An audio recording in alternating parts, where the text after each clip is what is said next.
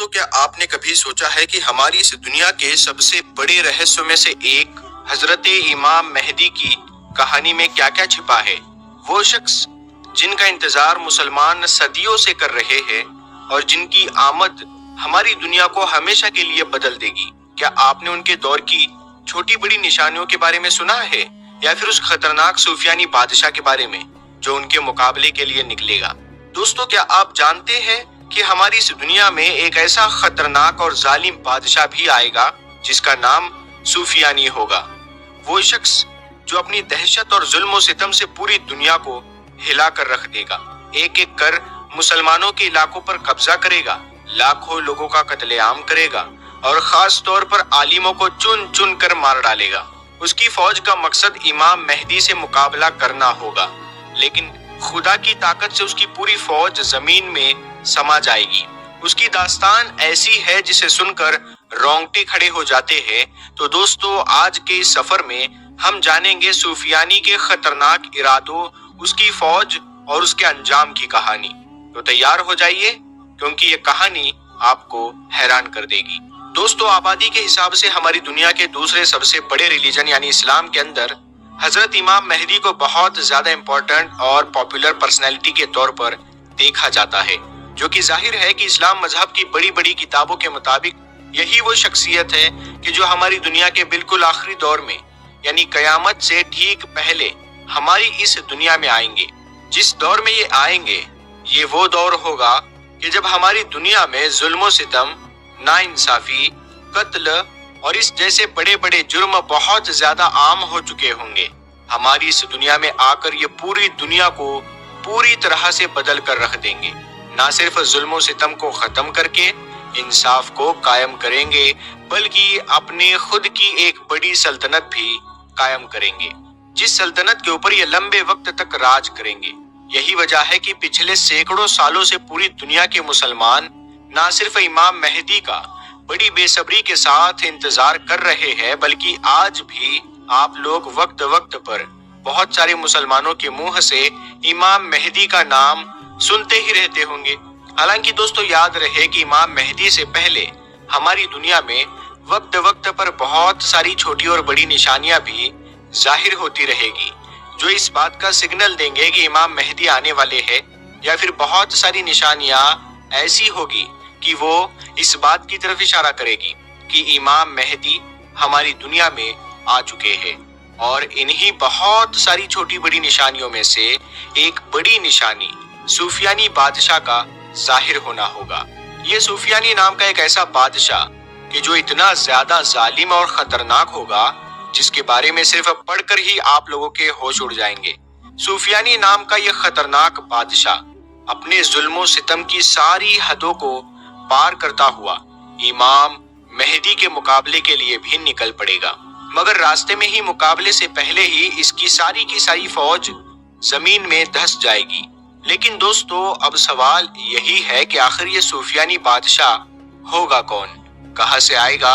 اور اس کی فوج زمین میں کیوں دھسے گی، اور یہ امام مہدی سے مقابلے کے لیے کیوں نکلے گا؟ تو چلیے یہ سب کچھ جاننے کی کوشش کرتے ہیں۔ روایتوں سے پتہ چلتا ہے کہ جب حضرت امام مہدی ہماری دنیا میں آئیں گے تو ان کی مدد کے لیے خراسان کے علاقے سے، یعنی اس علاقے سے کہ جہاں پر آج کے دور میں ایران اور افغانستان جیسے علاقے موجود ہیں، ایک کالے جھنڈے والی فوج نکلے گی، حضرت امام مہدی کی مدد کے لیے جائے گی اور بعد میں ان کی فوج میں ہی شامل ہو جائے گی۔ دراصل خراسان کے یہ کالے جھنڈے والی فوج ایک ایسے خطرناک اور ظالم بادشاہ سے لڑنے کے لیے جا رہی ہوگی کہ جو ایک ایک کر کے ساری مسلم دیشوں پر قبضہ کر رہا ہوگا۔ مگر راستے میں اس فوج کو یہ خبر ملے گی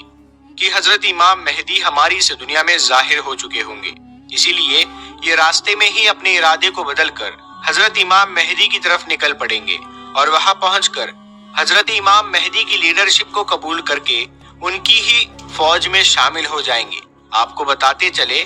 کہ حضرت امام مہدی کا اصلی نام محمد ہوگا، اور یہ آخری پیغمبر حضرت محمد صلی اللہ تعالی علیہ وسلم کی بیٹی کی نسل سے ہوں گے۔ اتنا ہی نہیں، ان کے بارے میں یہ بتایا گیا ہے کہ ان کے چہرے پر ایک تیل ہوگا، اور یہ ہماری پوری دنیا کو انصاف اور امن سے اس طرح سے بھر دیں گے کہ جس طرح سے پہلے یہ دنیا ظلم و ستم اور ناانصافی سے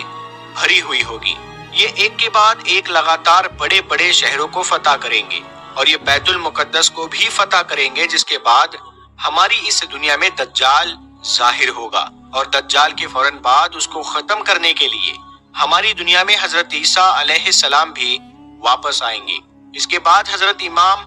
مہدی جو مسلمانوں کی خلافت کو مکہ سے سنبھالیں گے۔ تو اس دور میں ملک شام میں موجود ایک بادشاہ کہ جس کا نام سفیانی بتایا گیا ہے، وہ حضرت امام مہدی کے مقابلے کے لیے اپنی بڑی فوج بھیجے گا، مگر یہ بڑی فوج امام مہدی کے پاس پہنچنے سے پہلے ہی راستے میں ہی تہس نہس ہو جائے گی، کیونکہ امام مہدی کو خدا کی غیبی مدد حاصل ہوگی۔ اس لیے جب یہ راستے میں ہوگی تو زمین اچانک سے پھٹے گی اور اس فوج کو اپنے اندر سنبھالے گی۔ اس دور میں مسلمانوں کے لیے سب سے بڑا چیلنج جو ہوگا کہ وہ سفیانی بادشاہ کا ساتھ نہیں دیتے ہیں تو وہ ان کو قتل کر دے گا، اور اگر وہ امام مہدی کا ساتھ دیتے ہیں تب بھی سفیانی بادشاہ کے غصے کا شکار بنیں گے، اور اگر امام مہدی کا ساتھ نہیں دیتے ہیں تو آٹومیٹکلی وہ مسلمان ہی نہیں رہیں گے۔ دوستو، سفیانی نام کے اس بادشاہ کا ذکر بہت ساری روایتوں میں ملتا ہے۔ روایتوں کے مطابق یہ ظالم بادشاہ ملک شام یعنی دنیا کے اس علاقے سے نکلے گا جہاں پر آج کے دور میں سیریا موجود ہے۔ یہ حضرت ابو سفیان کی نسل سے ہوگا اور حد سے زیادہ ظالم اور گھمنڈی ہوگا۔ قتل عام میں کسی کی کوئی پرواہ نہیں کرے گا، لاکھوں لوگوں کو لگاتار مارتا چلا جائے گا۔ اس کے دور میں عام لوگوں کو تو مارا ہی جائے گا، اور انہیں خاص طور سے جو مسلم عالم یعنی اسکالرز ہوں گے ان کو چن چن کر قتل کیا جائے گا، اور یہ اسی ظلم و ستم کے بلبوتے پر ایک کے بعد ایک کئی مسلم دیشوں پر قبضہ کر لے گا، مگر ان سارے علاقوں کو بعد میں ایک بار پھر سے حضرت امام مہدی فتح کر لیں گے۔ آپ کو بتاتے چلے کہ یہ اپنے سامنے بولنے والوں کو بھی قتل کرے گا، اور ان عورتوں کو بھی قتل کر دے گا کہ جن کے پیٹ میں بچے ہوں گے، تاکہ ان کا بچہ اگر لڑکا ہو تو وہ بڑا ہو کر میرے مقابلے کے لیے نہ نکل پڑے۔ یہ لوگوں کو موت کی سزا دینے کے لیے ان کو ابلتے ہوئے تیل میں ڈال کر فرائی کروائے گا۔ اتنا ہی نہیں، وہ اپنے مخالف لوگوں کو بہت ہی خطرناک سزائیں دے گا۔ اس کا چہرہ بھی حد سے زیادہ ڈراونا اور خطرناک ہوگا۔ اس کے چہرے پر چیچک اور اس طرح کے ایسے بہت سارے دانے ہوں گے کہ جس کو دیکھ کر لوگوں کو یہ محسوس ہوگا کہ یہ شاید کوئی کانا انسان ہے۔ سفیانی کے بارے میں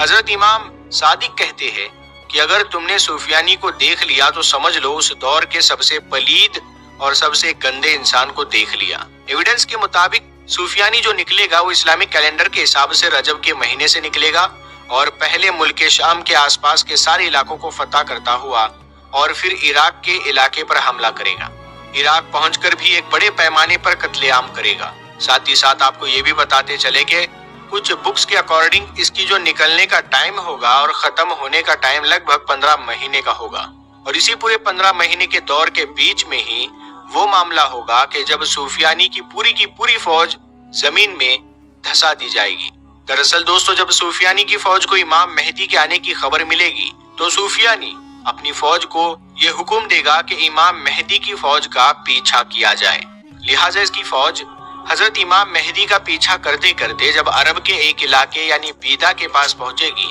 تو یہاں پر ہی اچانک سے زمین پھٹ جائے گی اور اس کی پوری فوج اس زمین کے اندر دھسا دی جائے گی۔ پوری فوج میں 2 ہی ایسے لوگ ہوں گے کہ جو اپنی جان بچانے میں کامیاب ہو پائیں گے، اور یہ 2 لوگ ہی بھاگتے بھاگتے واپس آ کر سفیانی کو اس واقعے کی پوری خبر دیں گے۔ دوستو، ویسے تو سفیانی اور دجال دونوں کا مقصد لگ بھگ سیم ہے، اور دونوں کام بھی لگ بھگ سیم طرح کے ہی کریں گے۔ فرق صرف اتنا ہے کہ جہاں ایک طرف دجال کی تمام سازشیں چھپی ہوئی ہوگی اور وہ لوگوں کو دھوکہ دے کر گمراہ کرے گا، تو وہی دوسری طرف سفیانی کی تمام سازش چھپی ہوئی نہیں ہوگی، بلکہ وہ تو کھلے عام مخالفت کرے گا، اور تو اور اتنا ہی نہیں، پوری تیاری کے ساتھ جنگ بھی کرے گا۔ فی الحال دوستو، آج کی اپنی ویڈیو کو یہیں پر ختم کرتے ہیں۔ ویڈیو پسند آنے پر اس ویڈیو کو لائک کریں، اپنے دوستوں میں شیئر کریں، اور اگر آپ کو کس ٹاپک پر نیا ویڈیو دیکھنا ہے آپ ہمیں اس ویڈیو کے کمنٹ سیکشن میں وہ ٹاپک سجیسٹ کریں، انشاءاللہ ہم اس کو ضرور کور کریں گے۔ ہم ملتے ہیں آپ کو اگلی ویڈیو میں، تب تک کے لیے السلام علیکم۔